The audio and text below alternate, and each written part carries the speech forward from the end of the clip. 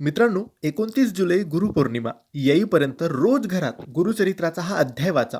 जो संकल्प तुम्ही कराल तो पूर्ण होईल. मित्रांनो, स्वामी भक्तांसाठी आणि दत्तात्रयांच्या भक्तांसाठी अत्यंत पवित्र, पावन असा दिवस असतो तो गुरुपौर्णिमेचा दिवस असतो. आता अगदी काही दिवस राहिले आहेत गुरुपौर्णिमा येण्यासाठी. 29 जुलैला गुरुपौर्णिमा आहे. तर 29 जुलै गुरुपौर्णिमेचा हा दिवस येईपर्यंत तुम्ही आज उद्यापासून रोज गुरुचरित्राचा हा अध्याय वाचायला सुरुवात करा आणि चरित्राचा हा अध्याय 29 जुलैपर्यंत वाचायचा आहे. याचे कोणतेही नियम नाही. फक्त नॉनव्हेज खाऊ नका, मांसाहार करू नका, व्यसन करू नका. शुद्ध शाकाहारी जेवण खाऊ शकतात, उपवास करण्याची गरज नाही. बाकी कोणतेही नियम नाही. सकाळी अंघोळ करून देवघरासमोर बसून हा अध्याय वाचायचा आहे.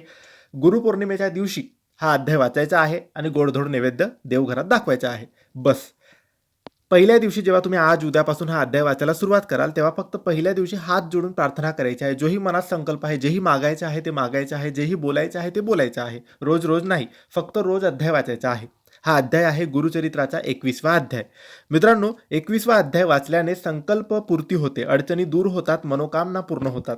जर तुमच्या जीवनामध्ये अडचणी आहेत, नोकरी, व्यवसायातील समस्या आहेत, घरातील ताणतणाव आहेत, विवाहातील अडथळे आहेत, तर हा अध्याय सगळ्या गोष्टी मनासारख्या करतो. म्हणून स्वामींना नमस्कार करून, दत्तगुरूंना नमस्कार करून रोज गुरुपौर्णिमापर्यंत हा अध्याय वाचायला सुरुवात करा. 21वा अध्याय. धन्यवाद.